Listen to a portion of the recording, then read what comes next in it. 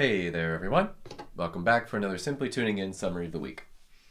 On Tuesday, we talked all about jazz, the history of jazz, where it comes from, and how to sing it well. So I'll try to summarize the history really quick.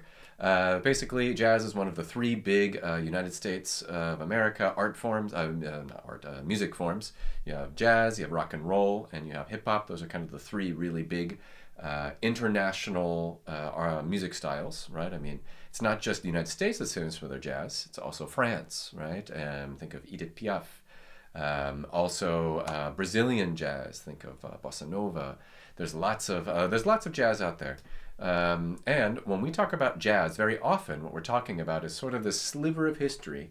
When you think of like Frank Sinatra, right? This period, Ella Fitzgerald, they were really working 30s, 40s, 50s, a little bit the 60s too. And we're talking more about this time period.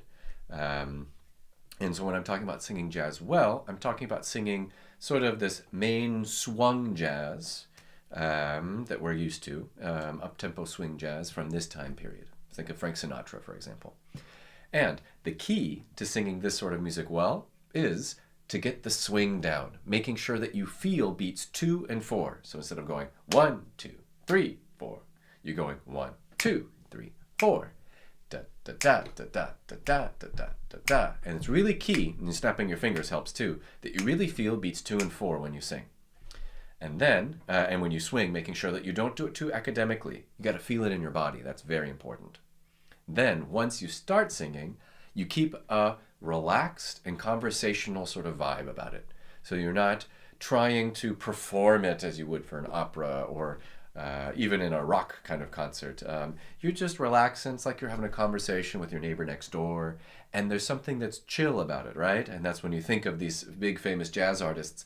They have this wonderful sort of swagger about them. Even, like Ella Fitzgerald, 100%. She gets up on stage, doesn't know the song. I don't care. I'll improvise it. I'll make it up. So that's the attitude we want to have.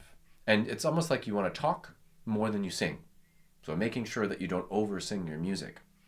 So we worked a little bit on Route 66, and this is a simpler one, so I'll pick that one for this video here. And instead of singing, if you have a plan to motor west, relax, keep it improvisational, keep it very chill. If you have a plan to motor west, yeah, blah, blah, blah, blah, blah. You feel nice and relaxed. You go through the whole song and making sure that you're not over-performing it, that you're relaxed, you're speaking through the music. I know I always say, si canta come si parla, but that really applies for jazz too. Okay, that's kind of a quick little overview of what we worked on Tuesday. I'll see you next week for the next one. Bye-bye.